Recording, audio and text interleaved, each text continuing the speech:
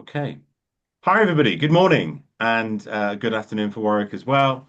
And welcome to this uh, webinar session all about the Australian cider market. My name is Gabe Cook. I'm the ciderologist, and I've been kindly invited um, to host this a webinar with a very special guest to give you cider makers from your Baltic Finnish region to have a bit of an understanding and insight as to what the opportunity for the Australian market looks like. First of all, by understanding the context of what Australian domestic category looks like, opportunities, challenges, and things to consider to talk us and walk us through all of these different elements.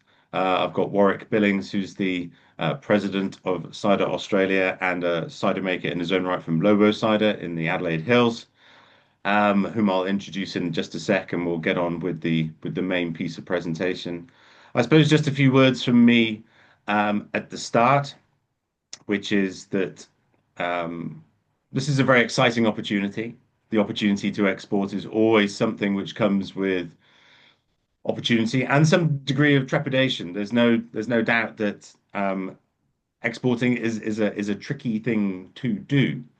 But that doesn't mean that one shouldn't do it or that one shouldn't try it. It's just something which comes with a level of challenge on occasion, not least distance and geography, but the nature of different rules, different legislation, the way that you make your ciders and the rules that you have to apply by. There will be lots of different things. But there is opportunity here, as we'll discover in the presentation, beyond Thatcher's and excuse me, and maybe some very small quantities of some artisanal French ciders, possibly. There ostensibly isn't any presence of a non-mainstream international ciders within the Australian marketplace. And so talking about unique opportunities and types of consumers who are interested in interesting products, it does provide that opportunity. There is a small but growing awareness around higher value cider. And so, for many of you, your emphasis is in a bigger bottle, higher value format. But also, there are opportunities around innovation and interesting flavors and doing something a little bit different, which again suits many of your types of production. What's absolutely key is understanding, knowing your business. Obviously, from a technical perspective, how to make your ciders and to make them in the best way possible so that there's no issues from a technical perspective. So on the journey to an export market like Australia, they don't encounter any challenges, any issues. And of course, understanding the route to market and understanding your consumer as well is absolutely critical.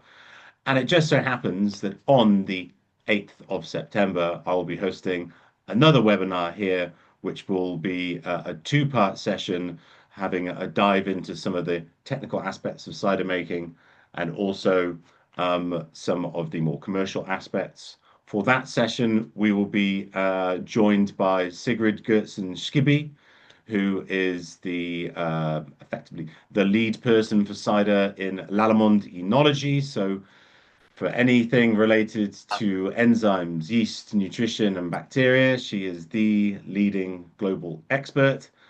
You all know how to make cider very, very well. So it's not going to be a how to make cider because you already know how to do that.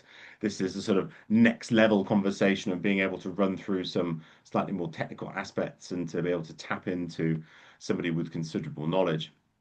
And then we're going to speak to the legend that is Mr. Tom Oliver in the afternoon to talk about some commercial considerations of cider making, and especially from an export context as well. Tom exports to many different nations all across the USA, to Japan, to the USA. So being able to tap into his considerable insight is something that we'll have the opportunity to do so. But as Nat and Anna and Aya and everybody will be able to provide you with information for that. Excuse me.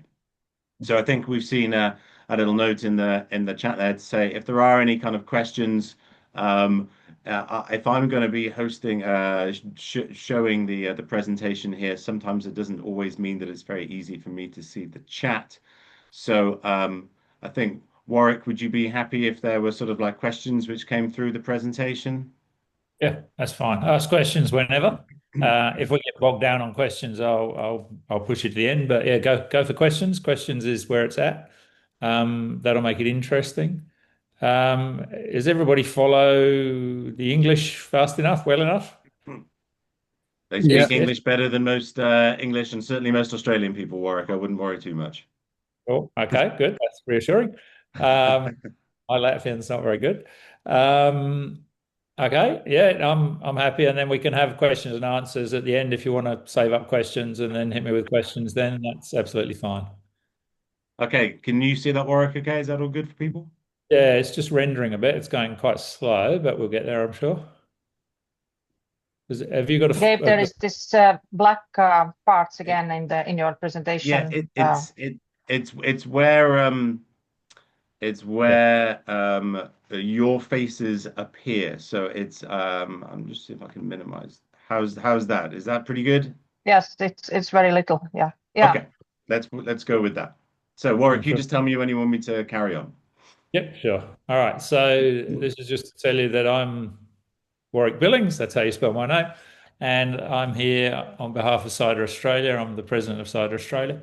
As Gabe said, I'm also a cider maker. You can look up Lobo, loboapple.com.au, and see what we do. Um, there's a lovely little video about Australian cider making there. I also export cider, so I send cider from Australia to Japan, and I have imported cider to Australia from England in the past. So I have some idea of the challenges that you're looking at. Next slide, please, Gabe.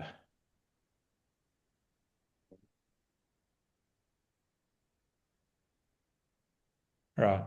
So Cider Australia, which is the people that ASNAT and AYA have been dealing with, is an independent, not-for-profit organisation funded by membership and sponsorship. So people, mainly our suppliers, people who sell us presses, people who sell us yeast, people who sell us insurance, give us a little bit of money, so we tell our members that we're nice people. Um, and our fundamental job is to try and grow cider making for small cider makers in Australia. And that's how we come to be facilitating your mission, if you like, in that we see growing the total cider market as beneficial to everybody. Next slide. Right, so this one's pretty important. Uh, how much potential cider sales are there in Australia, full stop? Um, and apparently we're the fourth in the world, which astonishes me because our population isn't terribly big. Um, um, but we are quite thirsty people in Australia. The weather is hot. We like to drink. Um, and apparently that's how much cider we get through in a year. I'll tell you a bit more about statistics in a minute. But United Kingdom is way, way, way out in front of everybody. Gabe can probably tell you more about South Africa. I don't think there's very many brands in South Africa, but it's a popular drink. And then USA, the cider scene is probably more diverse than anywhere else in the world, I would say. And then comes Australia. Australia, well, we'll go into the whys and wherefores of the market in a minute. All right, next slide. There's just a little bit of scenery. This is from our orchard. I couldn't resist it. The one on the right is looking out down our cider apple trees. So we have some English varieties in this block. We grow some Kingston Black, some Yarlington Mill, some Somerset Red Streak, some Dabinet, and some Brown's Apple, which are traditional English high tannin, mostly high tannin varieties, um, which give us a bit of difference from a lot of people in Australia. Most cider in Australia is made out of eating apples. And the picture on the left is just some nice pink ladies with a gum tree in the background, which sort of characterizes Australia, really. Okay, next one. All right. So cider in Australia falls into two camps. I think it does this pretty much everywhere in the world. It does industrial cider and then small scale cider. The industrial cider is owned by the big brewers. I think that's universal. I think it's the same brewers all over the world who own the same products, basically. And then so Somersby appears to be the market leader at the moment, and they believe that they have about 30%. Strongbow is probably the second. They believe they have about 20%. When I say probably and believe, the statistics of who sells what in Australia are extremely hard to get with accuracy. It's very hard to get good data. And the people who you can buy data from, and it's not that cheap, even their data I have a small amount of skepticism about. You'll see there's some international stuff there. So Somersby, Rekorderlig. I've missed out Copperberg, but Copperberg is here. And then some of these are more Australian brands. So Mercury, Orchard Crush, Pure Blonde, Mountain Goat, Little Creatures, Five Seeds are all Australian homegrown, but major brewery brands. Okay, and they're important because some of them, to a certain extent, masquerade as craft cider, or if not masquerade, then they present as craft cider. So they are our competition, but they belong to the big people. And then there's a whole nother element of big scale cider, which I've called Pinnacle and Family. We'll talk in a moment about who sells cider, but in Australia, we have a far out in front bottle shop chain, which is loosely called Dan Murphy's, but is actually Dan Murphy's plus a couple of other brands of shop. And they essentially work as supermarkets and are very interested in creating their own brands to compete with everybody else. And that increases their margin. And I've listed three of the brands that they have there. Frankly, a year ago, I hadn't heard of two of those. So because they own the full chain, they own production facilities, they own the shops, they can produce, run a product, exhaust a product, and delete a product and start a new product remarkably quickly. And the other thing that's been happening in Australia lately is that ownership of the big brands has changed. And that is sort of the big brewers playing monopoly, for want of a better way of putting it. They buy and sell assets, and sometimes those assets include a cider brand, and sometimes we have a competition commission here, the Australian competition, I forget what the full name is, but anyway, they basically, if anybody takes up too much control, they can say, no, you can't do that. And occasionally they tell the brewers that they have to divest a brand and it pops up somewhere else. So there's a little bit of sort of state control of market domination going on there. Okay, and then if we go to the next one. Well, just a very quick question, if it's all right, Warwick. Obviously, Somersby ostensibly with Carlsberg is a Danish brand or Danish-owned company, and Strongbow is a UK-origined company. But we're being clear that these are products which are being made in market in Australia. That's correct. Yes, correct, but it's not definitive because Strongbow 2 years ago was all being made offshore. So Okay. Strongbow moved 100% of their production to Singapore. Wow. 4 or 5 years ago. And they got quite a big pushback from the consumers who didn't like what was coming in as Strongbow when that happened. Okay. I believe that's the pushback that they got. But they then made a big marketing campaign saying that they were bringing it back to Australia. Okay. So, so they basically, it's a bit like, Coca-Cola changing the recipe, that if you change it, you upset people, they upset everybody, their market share was plummeting, they brought it back again, and now they're growing again. And just as a follow-on from that, Recordling and Kopparberg, Swedish brands, and Magnus, obviously Irish brand, would they be made domestically and then imported, or would they be made within the Australian market? I think there's a bit of both going on. So the big brewers will always make stuff under license in country. There are also various options of making degrees of product. So I believe some people import bulk product and then just package it here. That sort of thing can also happen. I believe that Kopparberg are making some cider in country from scratch.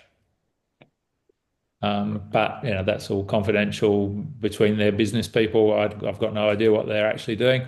They don't tend to tell you what they're actually doing. Their game is to produce, drinkable product. How they do that is their problem, really. Okay. And this is a list of smaller producers that you will see on shelves. These are the people who are more represented. So I would say that every one of these producers has some presence outside their immediate neighbourhood. And then in the third tier, who I haven't listed, are a lot of what we would call, at the bottom there, many smaller local producers, which are people who only probably sell in their town and a few other outlets, but not many. Whereas all of these people listed here, you will see in bottle shops, not in their own state. So I should explain, Australia is a collection of states, and the states can be a little bit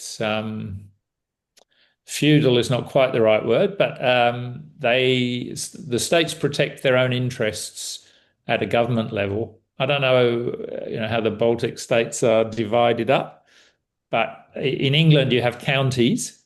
So there's the county of Somerset, the county of Gloucestershire, but they are all in a much bigger thing called England. Whereas in Australia, the states have quite a lot of clout. And this has relevance in a minute. We'll talk about the 10-cent rule, which is a state-based rule, which is essentially the same in all the states now, but it's still a state-based rule. All right, carrying on. That doesn't work terribly well. This is what Cider Australia gets up to. So we have a trust mark, which is it's a hand symbol. It's sort of, you can't quite see it, looks like that. I'll show you in a sec. And basically, you're not allowed to use that hand symbol unless you're using 100% Australian apples. It doesn't mean it has to be 100% Australian apples in the cider. You can have water and things like that. But the apples that you use have to be 100% Australian. We run the Australian Cider Awards that you probably all know about now because most of you have entered, I believe. The Australian Cider Awards is by far and away the biggest cider competition in Australia.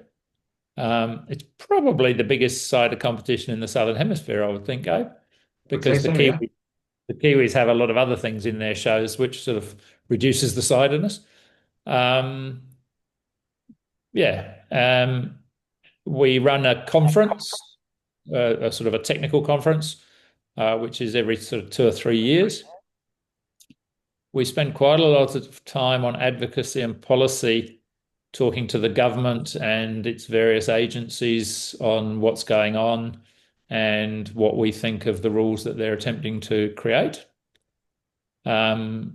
Engagement is similar to advocacy and policy, except that we are also the first point of contact for people who want to find out about cider in Australia. And we have about 100 members. It comes and goes. It is probably tending up a little bit at the moment. But yeah, that's who Cider Australia is. And those of you who are coming here will come across Cider Australia in various forms while you're here. All right, carrying on. Warwick, is there a stipulation or criteria for membership to Cider Australia? Not really. There is a modest criteria, which is that the executive committee consider whether you're fit and proper people. And there are some people who we wouldn't let. Well, no. If you're producing cider that is cider, then you're welcome to be a member. But we still have a vet process, which is pretty notional. Yep. Right, moving on. Okay, so that's the trust mark I was talking about. This is trademarked. The members who want to use it sign a declaration saying that they won't abuse it. And if you go to the next one, this shows it in action. So this you can see on those bottles, that can, what it's doing there. And it's there, and it's there for the customers, and it's there as an assurance that the cider has only Australian apples in. And it has very good uptake. Probably, I'm guessing 70% of the entries in the Cider Awards had that trust mark on them last year. And I think people are beginning to recognize it. So consumers are beginning to look at it and go, oh yeah, this one's a good one, which is strong. Okay, next. Do you think the trade has awareness of the mark and as a decision-making factor in which ciders to stock or otherwise? I think it's beginning. So that is a long, slow marketing process that has gone slower than we hoped. But since we launched this, the independent brewers have launched something not dissimilar. And so the concept of a trust mark on the bottle is becoming accepted.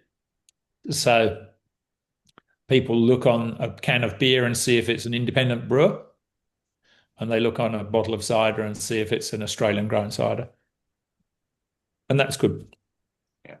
I personally think it's since its inception, which is quite a few years now, that it's a very simple, it's a very clean, it's a very well understood, it's a great graphic and a great image. And although it might take a little bit more time than you potentially hoped for and anticipated, it is strong, and it's something which is going to last for a long time. And there are many other markets, the UK, not least, where there are lots of people who would desire something like this, but there's always a lot of infighting as to what that mark should be or the criteria. There's the simplicity of just stating that this is about Australian grown apples gives it such great credibility and strength, I think. So well done to you. Yeah, and one of the concepts that we had when this began was to have a two-tier system, so that there could have been this, which is the standard, and then we could have had a gold standard, which is like this one is made to, some other not recipe, but to some other higher standard, if you like. But in terms of growing the market, that's a dangerous dual purpose if you're not careful.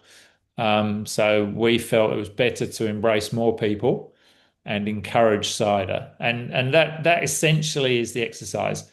Like, our mission is to encourage consumption of craft cider in Australia. And that's what this is about. We're not trying to alienate anybody. We're trying to embrace everybody. And I believe it's working. But it is a marketing problem. Like, if we had a lot more money, we would get it out to the trade in a much bigger way. But that's not happening at the moment. Going on. These are the other two things that we do. So that's the awards on the left, and that's the logo for the conference on the right. Let's carry on. There's not much to say there. All right, this one's more interesting. So who actually buys cider in Australia? And it's interesting that they find a modest percentage of 14 to 17-year-olds. So they're not legally allowed to drink in Australia, but they're still drinking cider. And then you can see that the peak is 25 to 29. And that's a really interesting number. because 18 to 24s probably drink more alcohol, I would suggest, but 25s to 29 have more money. And that's important. And 30 to 39 is still significant. And then it's tailing off as people get older. I believe that's probably changed in the last 15 years. I think 15 years ago, you probably would have seen a slightly higher bar on the 40 to 49 and 50 to 59, which would have represented probably more older people of English heritage.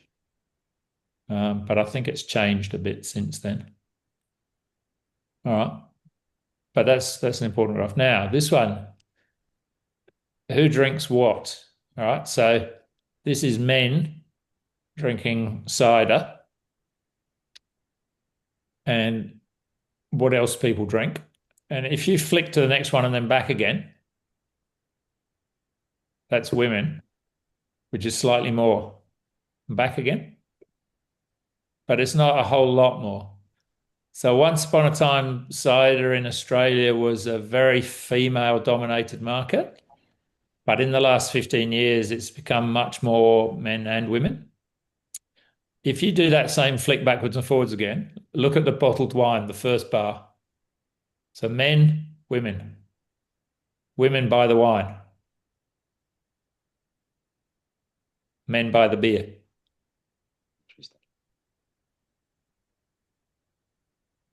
And everyone buys the cider, but they don't buy an awful lot of it.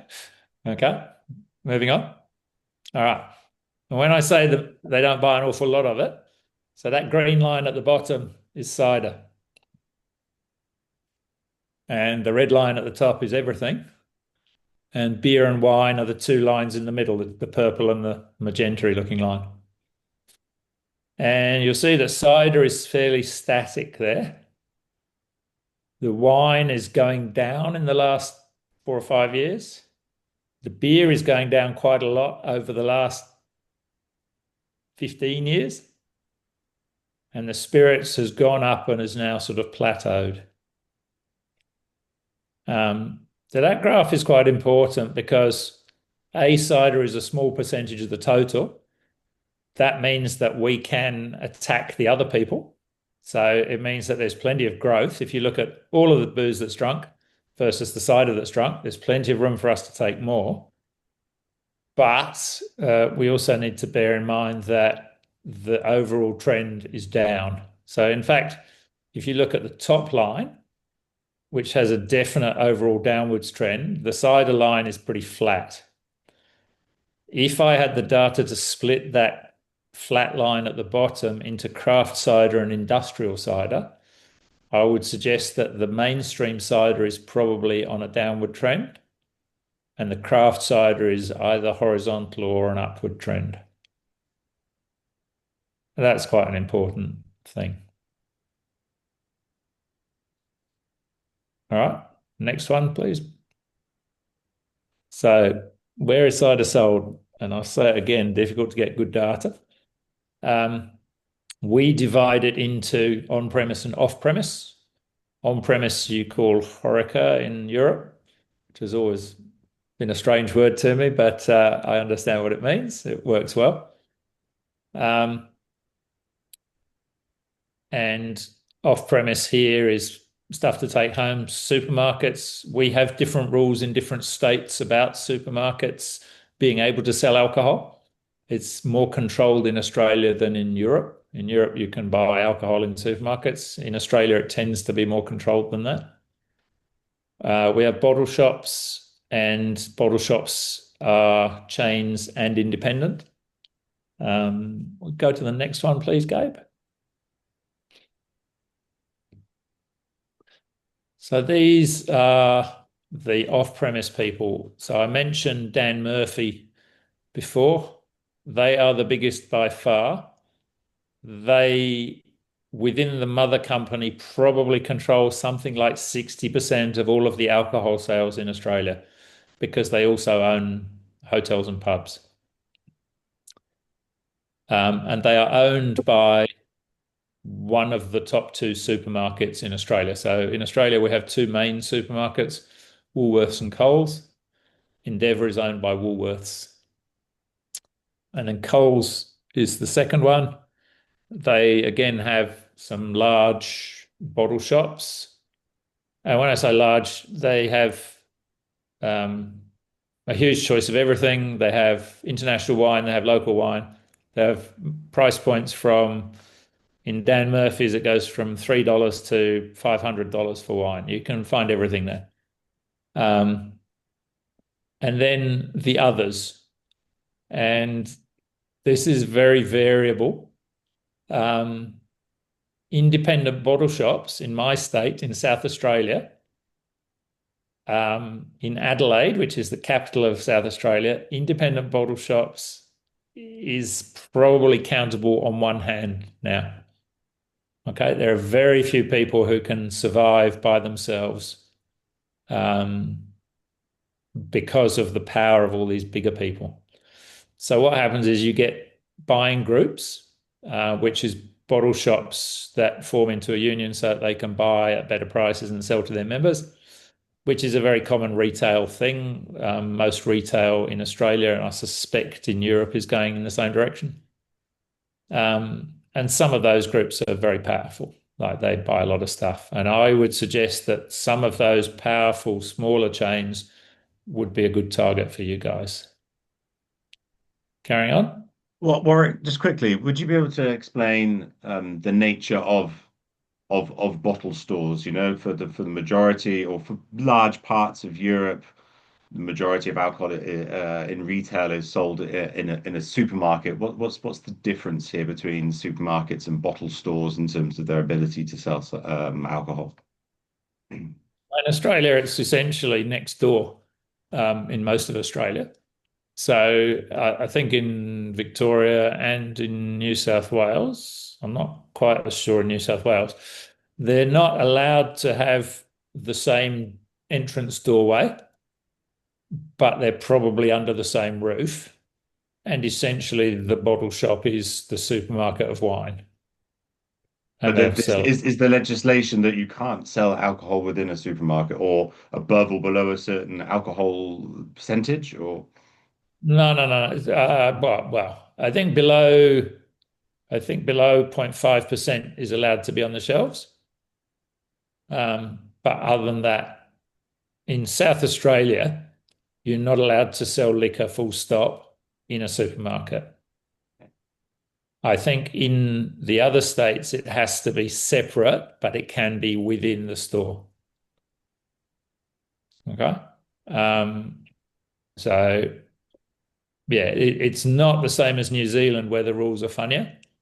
So they have different types of product are allowed in supermarkets or not allowed in supermarkets, and it's quite complicated and has big implications for them. We don't have that. You're either on sale or you're not on sale, but the premises will be slightly different. Sure. In some parts of Europe, if your alcohol is below a certain percentage ABV, it is allowed to go into the supermarket shelves, and if it's above, so in Finland, forgive me, Emmy, is it 4.7 or 4.5? If it's below that, it can go on the shelf, and if it's above, it has to go into a liquor store or a wine monopoly type thing. So yeah, no, we don't really have that. Okay, super. Okay, moving on. Yep. All right, so this is Endeavour. So this is the Dan Murphy's magazine from about 2 months ago. And this is a review of how they see the categories performing at the moment. And this is of interest in that they see, so this basically they put this out and say, like, we want you to read this because this is what we see, and this is to encourage you to jump on it. So they're saying that they're seeing growing category share in apple cider and declining category share in flavoured and pear.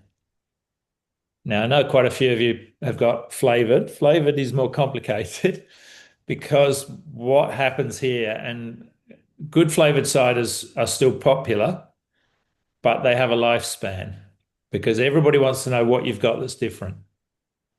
And a flavoured cider from Latvia that is nice will be different. So it has a strength and a selling point. But you wouldn't then go away and make X million litres of it, because in 6 months' time, people might go, well, no, actually, we don't want that one anymore. We want the next great new thing. So it's a churning market, the flavoured ciders in Australia at the moment. But there's every flavour under the sun. And pear cider is always strange. Pear cider never seems to take more than about 12 or 15% anywhere in the world. It has little blips when it has a moment of enthusiasm, because people like it, and then it fizzles out again. But I find that interesting that the underlying apple cider is in growth. And it's actually something that we've seeing in the UK just at the moment, that there is whereas flavored ciders have been sort of taking an increasing proportion of the market share within the UK, we're just starting to see a trend back the other way, and that Apple is beginning to be star of the show again, which is quite interesting. A quick question about low alcohol. I don't seem to see that on either growing or declining. Is there much of a low alcohol beer or cider segment yet? Beer, yes. Cider, no. So the cider low alcohol at the moment, there is no de-alkalized cider that I'm aware of that is for sale in Australia commercially at the moment. But there are ciders that have been made with very low alcohol, usually by having a very high juice proportion that didn't ferment, or a very high water proportion. And that works. But yeah, it's an interesting comment that you say that, because everybody is talking about the no-lows and how they're growing. But the thing is, they're growing from nothing. And so 200% growth from nothing is 200% times nothing, which is actually not terribly much. So, they're saying, oh, it's going to be worth this, but they're not saying it is worth this now. And cider, like, there is negligible, but people are selling a product under a cider brand which is no alcohol, and some of those are doing quite well. A whole different set of rules, because you're a food product, not an alcohol product at that point, which needs a little bit of navigating. But yeah, so that's where cider's at. Beer is beginning to work. There are quite a few de-alkalized beers. And there's quite a lot of people trying to make beer without having to take the alcohol out, just trying to make it low, with limited degrees of success, I suspect. But some of the de-alkalized beers are very good. And the same in Europe. Like, there's some quite passable beer now. I think the main reason that the cider hasn't gone down that road is the cost of doing it. I'm waiting with interest to see if Weston's from the UK comes. I believe they've got one. They do. It's a 0.5% ABV product created through taking a base cider at 6% alcohol and diluting with water and juice. Oh, so they don't take the alcohol out. They do not de-alcoholize, no. Oh, interesting. Okay. All right. Interesting. Okay. We'll pack them. But does that make any difference from a legislative perspective, whether it's the alcohol is physically removed, whether it has just been diluted down to below? No. The legislative interest is nil, but the flavour interest is quite large, because if you do that, you tend not to get something that tastes like a cider. The juiciness can often be a bit more dominant. Absolutely. Yeah. And so if people are expecting a cider, they don't get a cider, and that causes a double take. And then some people still like it, and some people didn't get what they thought they were getting. True. Whereas the beer gets away with it, and the wine is fraud. The wine hasn't got there yet, I don't believe. Okay. Okay, so on premise, this is your Horeca, which is selling into places,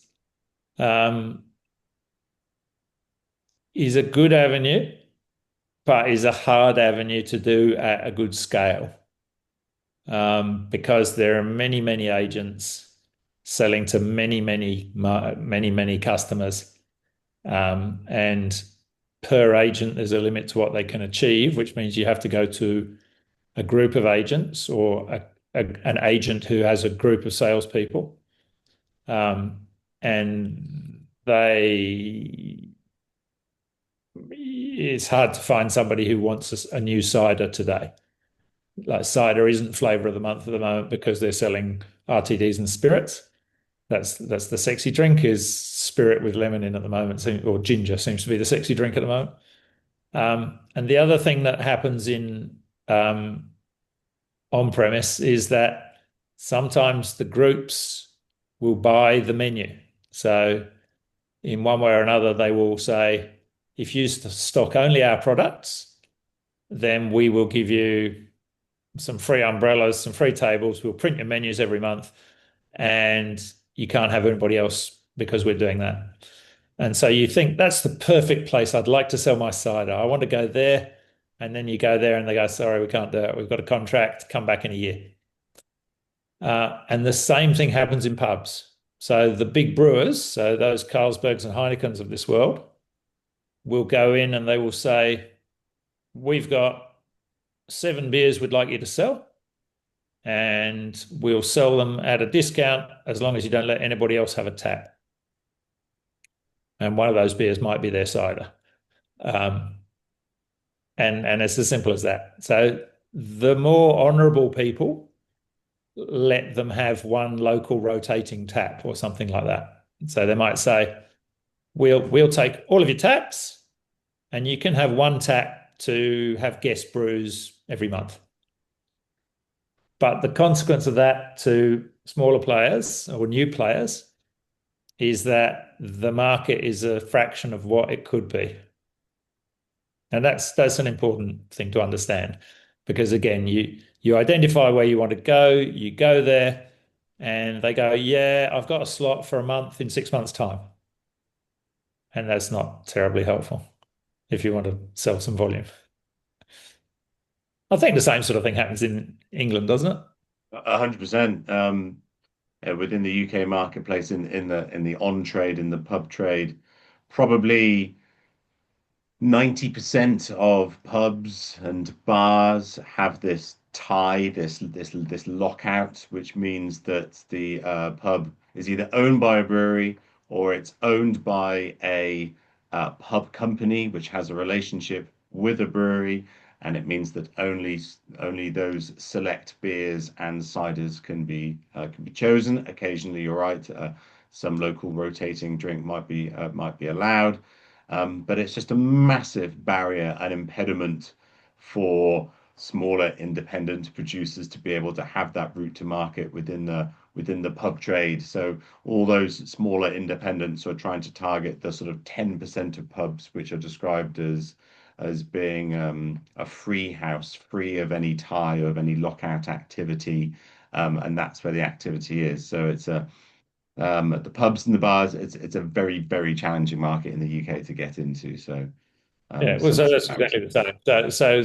So really, the next sentence on my slide should be that leaves probably less than 10% of free venues, and everybody who is a small producer is trying to sell to those 10%, which is complicated. So it's not impossible, but it's complicated.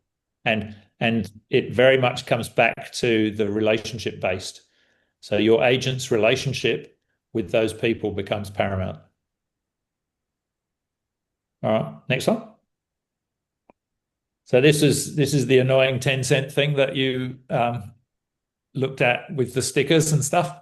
In order to sell a bottle of cider in any state in Australia now, they all have a 10-cent bottle refund scheme.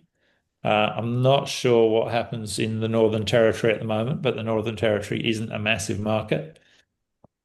what I was saying about the states is that they're all run separately. It's extraordinarily annoying as an Australian producer that I have to register in 7 or 8 different states in order to sell product there. And in order for the customer to get 10 cents back when they refund a bottle, probably costs me closer to 15 or 16 cents, plus the administration. So that's an annoying. It's not unique to Australia. I don't know what happens in the UK. I know they've been talking about it recently. What's been just launched or just launching in the UK is a scheme called EPR, which effectively is it's a glass recycling tax, which when you crunch the numbers, effectively comes down to about 8p per bottle, per 500 ml bottle. But you have to be producing a certain quantity of cider or alcohol in order to be eligible or to be targeted by the scheme. It's not for every single producer. Just to clarify, it's described as a bottle refund system, but what does that actually mean in reality? This isn't reusing bottles, or is it just again a recycling tax effectively? It's a recycling tax, but Okay. the refund is you take your bottle back to the supermarket. They have a refund machine. You put the bottle in, it gives you a little chip which gives you a refund. Okay. For the consumer. Yeah, Okay. yeah. Which is okay. In South Australia, we don't do that. So South Australia started this in the 70s, and the last state has just embraced it. Like last year, I think Tasmania started theirs. So it's taken 50 years to be adopted Australia-wide. Um, and yeah, basically you can take your bottle somewhere and someone will give you 10 cents. So for imported products, the person who would be managing all of this would be that imported distributor. Yeah, be the distributor. Yeah. And it would just have to be a cost which would be factored into the pricing. Yeah, absolutely. And that's completely fine because generally speaking, the distributor will have to have a sticker of some sort saying that they're the distributor, and the same sticker has the same 10-cent declaration on it. Okay.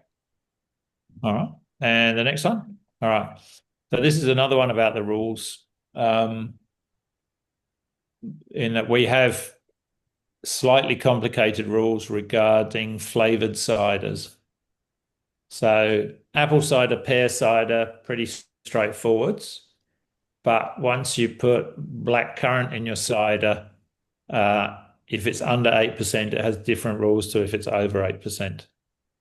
And that affects how it gets taxed. So it's important that people understand that and that it gets done correctly. So um it would be is it a higher tax this for flavored ciders under 8% alcohol versus an apple or pear cider? Yeah, it's higher. It's higher, but it's dependent on the alcohol content. So if it's apple cider or pear cider, it's not taxed on the alcohol content. If it's over 8%, it's not taxed on the alcohol content. If it's under 8% and it's flavored, it is taxed on the alcohol content because they're taxing it as if it was an RTD. And it's to stop people making faux RTDs. Yeah. And so for apple and pear under 8% alcohol, is there just a singular rate of duty, the same as whether it's 4% or 7.5%? Correct. Which is 29%. 29%. Of the, I think it's the last wholesale value. Okay. So in the UK, we've just moved to duty being by the percentage point of ABV for all alcoholic beverages now. So whereas cider didn't have that previously. Yeah, so the Australian system is more like the old UK system, and in the future it will go to the ABV. Okay, But that's quite a big bridge politically, so it won't go there for a while. sure. Okay. All right. Well, that's what I have to say. I'm here for questions if anybody has some. Gabe's thrown a few at me. Hopefully, I'm going to see quite a few of you in a few weeks' time anyway. But you can take away what we've said today. Hopefully, I've inspired you a little. I've given you a little bit of stuff to think about and some background. And yeah, we'll see what we can do. So thank you so much for a really great overview of what the category looks like, opportunities and challenges as we described. So this is your opportunity to ask some questions. It's probably easiest if somebody just tries to chip in and I'll try and manage this as we go. So does anybody have a question straight off the bat? I've got a quick question, Yep. if possible. So Christian is from Warwick Cider here. I was interested because we have a similar situation in Latvia with bars and pubs being bought out by the big breweries, etc. But we've had a few precedents with the fact that exclusivity cannot be enforced. So these contracts that basically are meant to make the place exclusive to one producer, they don't work in real life because there are fair competition laws in place that forbid it. The practice, I mean, in reality, all of these bars and pubs that have taken, marketing money or advanced discounts from big breweries, they're not going to really let in a small producer or an independent producer because it's not in their interests, and they're going to get flack from the big brewery that's given them the money. But what's the situation in Australia? So these pubs and bars that are bought out by big breweries, are the contracts are they actually exclusive? Like, do those big producers have exclusivity, or is that just the practice that sort of happens? Or is it actually in the contract that they cannot sell any other any other drinks? Yeah, I suspect it says in the contract that you're not allowed to show the contract to anyone. Yeah. So basically, it's quite hard to find the truth. But essentially, there's a moral contract, which is that the suppliers say to the bars, you do what you want, but if you mess us up, then we're going to start charging you $50 more a keg for cider, or we're going to start charging you more for that, which is essentially their margins. So the most of the pubs run scared and go, well, I like this relationship. It probably is too cozy, but you're paying to refurbish my bar every 5 years, so I'm going to stay with you. All right, fair enough. Fair enough. So could be something similar to what we have in Latvia. And I had a second question as well regarding what's the relationship like with wineries and wine producers? Because I know that there are a few wineries making cider as well, like Sidewood up in Harndorf, Yep. and I think Hills Cider was owned by a winery. I'm not sure about Sydney, Melbourne, and other ciders, but I mean regarding sort of South Australia and Adelaide Hills, I know that there was some ties to the wine industry, and this was just one thought that I had. That I mean, if we look at cider and beer, it's a really heavily industrialized business with, I mean, loosely you could even call them monopolies. I mean, as we all understand, same with retail. Dan Murphy's, Coles, it's obviously they own such a huge chunk that they sort of have control over the whole segment. But what's the deal with wineries? I mean, would this be somewhere where we could potentially maybe even find someone to work with, some small wineries or these sort of cooperations between wineries that distribute together or anything like that? Yeah. So that's a good avenue to explore. So okay, well, it's an interesting. It has complexity. Probably 15 years ago, probably beginning to fizzle out 10 years ago, a lot of wineries started to make some cider because they went, well, yippee, like we make wine 4 or 5 weeks a year and we've got all of this equipment. We can make cider the rest of the year and we can try and sell that. And so people started. A lot of those people have now stopped again. But in terms of selling, the wineries have networks and relationships and agents. So yes, they're a really good avenue. But the level of complexity is that in the marketplace, people see cider as some kind of a beer. Okay, so most people drink cider in the same circumstances they drink beer. They drink a long drink of 4 to 5% alcohol, and it's a beer replacement, or it's a beer analog, if you like. So it's not a wine. Now, I know there's all this cider is wine stuff going on in the UK, and for 750ml bottles of lovely cider, I think that's absolutely the avenue, and it's certainly an avenue that we're exploring as hard as we can. But the volume at the moment in Australia is in the same place as beer, basically. All right. So premium bottles sold as wine, yes. And, we actually, as cider people, have a marketing advantage over wine in that we have a flavoursome, wholesome, natural product at half the alcohol of wine. And the wine industry is spending millions and millions of dollars trying to make a decent half the alcohol wine. They're trying to grow grapes that grow half the sugar. They're trying to make yeast that grow half the alcohol. They're trying to take the alcohol out of the wine. And they're spending millions and millions of dollars trying to make a product which is essentially wine cider. Yeah. So there's a place I there. noticed this crazy tendency of having 6, 7 ABV wines when I was in Australia recently, but I must admit they taste pretty rubbish. Yeah, well, that's because it's hard to do. If you take out all the water, all the alcohol, then wine isn't very good. If you take out half of it, it's still not particularly good. And so that's why cider has a strength with the cider is wine concept.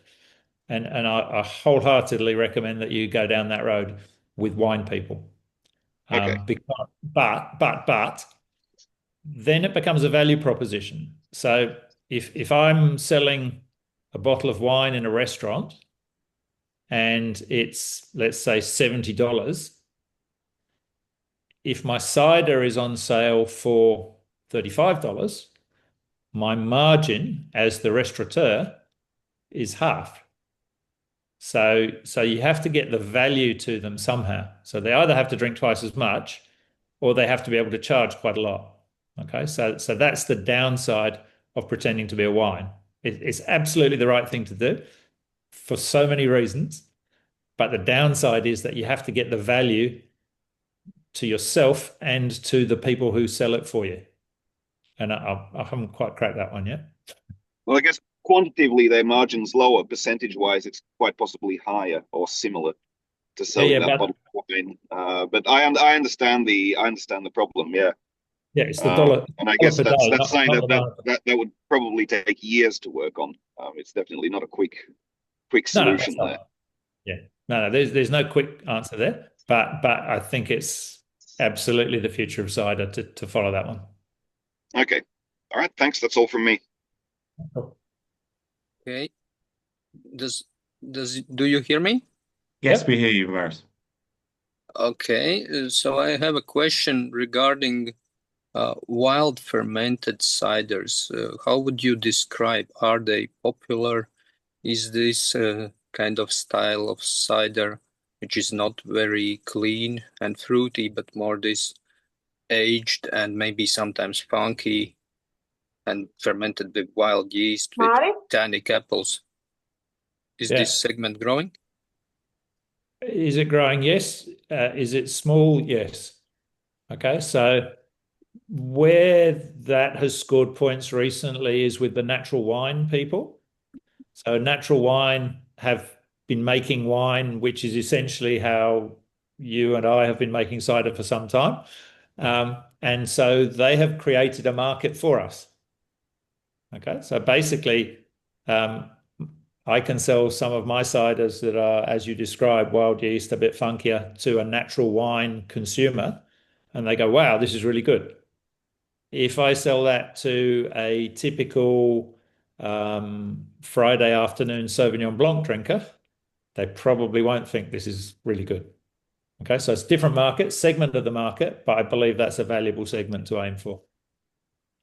And would you say that the format of a standard wine bottle is better for this kind of style? I believe so. That's a really tough question, because it has upsides and downsides. I think in the problem with the 750 ml bottle of funky cider is that it has to be hand sold. Okay, so the person who is selling it to the consumer has to believe in it, and the number of venues that will do that for you is limited, but the outcome is good. Okay, so everybody wins, and it's a great thing. If you put the same product in small bottles, you probably will sell a reasonable number initially, but there will be a lot of people who will go, "I tried some cider and it was not what I was expecting." And they will not come back again. And they may well not come back to cider for a while. Okay, so that's the downside there, is that you kind of have to give people something close to what they're expecting. You can stretch them, you can expand their horizons, but if you give them something that's diametrically opposite to what they're expecting, then you go backwards, not forwards. Does that make sense? Yeah, thank you. That's Warwick's philosophy on that one. But I come with some experience on that one too. Anybody else? There's a question down here in the chat, which I'm just trying to get to. Are there some specialty foods chains selling craft beverages and deli food that would be interested in craft ciders?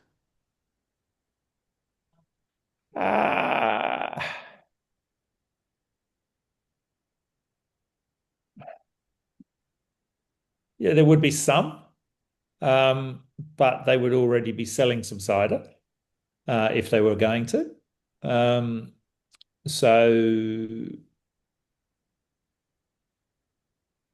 But yeah, and there will be, like, I don't know well enough the smaller deli chains in Sydney, for example, and what their likelihood of selling a new cider is. Like, that's why you have to be here, have feet on the ground, and go and knock on the door, go and look in the shelves, and then find out who you need to talk to. So my gut feeling is yes.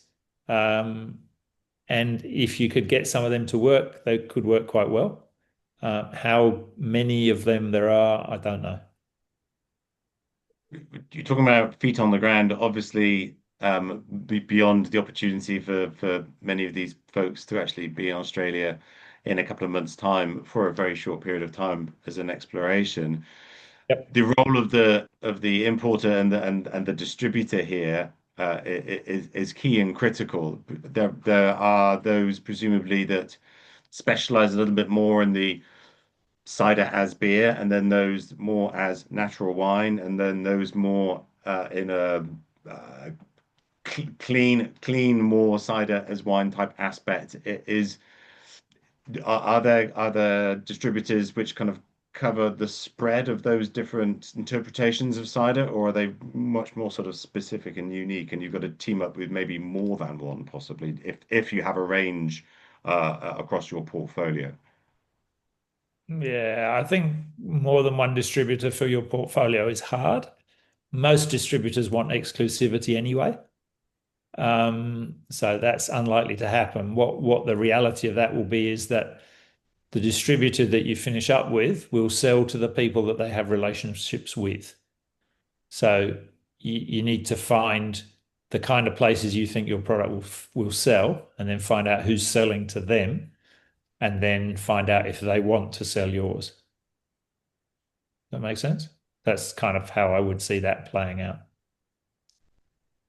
I have a question regarding imported cider. There was a little bit about imported ciders, but not that much. Could you maybe give some insight about especially like smaller or more craft ciders imported into Australia, and what's the percentages? How are they doing? Any like information about that, if you have any? Yeah, so I believe that it would be quite small. All right. So Gabe touched on a little bit of English cider. There's not very much. We had Hennies here for a bit. We have a bit of Westerns occasionally. We have Thatchers, obviously. I can't think of anybody else from the UK at the moment. There are some French ciders, almost always in 750ml bottles, though I have seen a few 330s recently. The French ciders are Normandy, high tannin, Brittany, high tannin. And again, I don't know what the volumes of that would be, but I don't think it's very much. And they are sold mostly by by people who are selling wine to restaurants. And so we were talking about the aligning with wine earlier, somebody said. That's exactly what's happening there. So these are people who are importing some French wine, and they have a business selling some French wine, and then they add on some cider, and that appears to go relatively well. Do you have also some insights or like regarding more the consumer mentality? Are they like interested in imported ciders, or are they more keen on Australian made, or what's the situation with that? Yeah, so really hard to generalize. I think you would find people who are interested in new things, interesting things, different things always. And in the right venues, those people will consume your cider. But to scale that beyond that is harder. And again, it's probably a little bit of a hand sell. So if I walk into a bar and I say, "What have you got in cider that's interesting?" They'll go, "Oh, we probably don't want this mainstream Australian one. I've got this French one, or I've got this wacky one from a small producer in Tasmania." And you could be on that shelf as well. I've got this interesting one from Latvia. Never seen it before, but it's lovely. Yeah, that's how it would play. I can't see anybody walking into Dan Murphy's saying, "I feel like a Latvian cider today." Okay, you're some years away from that. It's not impossible. I'm told that there's some quite large-scale Lithuanian cider going on in New Zealand at the moment. I don't know if you know about that. It's upsetting some of the New Zealand cider makers because it's too cheap. But yeah, I think if we're selling craft cider and we're selling nice cider, then you're selling on the fact that you have something that's different. A major point of difference is it's from the Baltic states, and then it's about the presentation and what's in the bottle.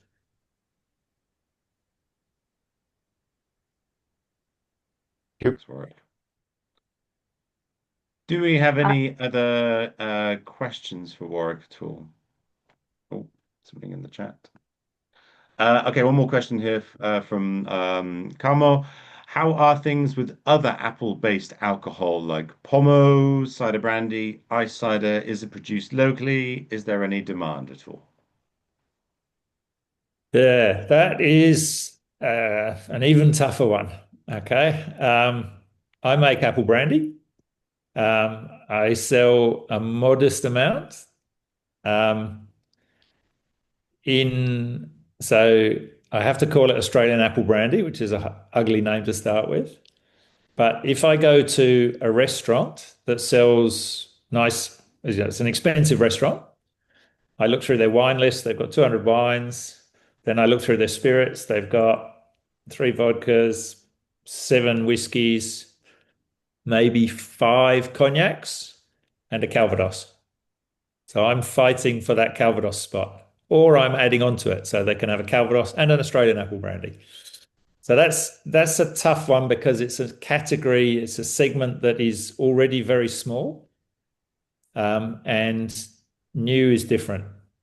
Now, having said that, ice cider and pommeau are novelties that nobody really knows about, and they can be extraordinarily delicious.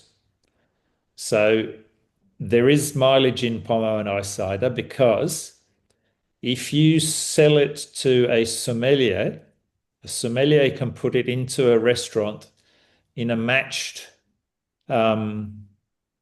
tasting menu. So where they have a menu of food and they've matched wines to it, they can put something like a pommeau or an ice cider into that menu. And because it's sufficiently different but sufficiently delicious, the consumers will enjoy it. Okay, so it's a small portion of a market, but it is a good avenue. So, but the market for pommeau in Australia, I think there are probably 3 Australian companies making it. Might be another 3 that I don't know about. And I reckon that if I hunted around, I could probably find 3 French pommeaus, and that would be it total. Ice cider, I could probably find 2 Australian producers at the moment. I'm going to guess there might be 2 more I don't know about. And I don't think I could find anything imported. So very, very, very occasionally I might see something from Canada. But they're novelties. So I think pommeau and ice cider have a good novelty value, but quantity limited. But exciting to people who are influencers. So complicated.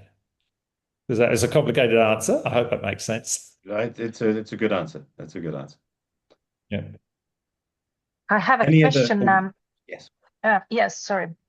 I spoke to one of the actually Latvian former distributors, and he said that the trend he saw lately that restaurants and these buyers ask more and more for the biologically grown and ecological products, no sulfates added and things like that. Do you can confirm some kind of trend that it goes that way? Yeah, I wouldn't say it was a main trend, but I think it's a selling point. So if you have those credentials, you have organic, biodynamic, no sulfur, whatever, they are niches that are easier for you to access. I've taken the sulfites out of all of my ciders except one, and I probably sell a bit more because of that. I have no additives that might introduce a gluten, so everything is gluten-free. And that it just gives you a little bit more advantage. And in terms of selling to restaurants, there are restaurants who will seek those things. So yeah. Okay, and do you market it on the label, or you make when you introduce the product? Is it any? If it's organic, it should definitely be on the label. I think it has Okay. to be anyway. It's the law. Sulfites, I always put no sulfites on the label. Probably, well, yeah. Yeah, so if I have no sulfites, I put no sulfites. Yeah.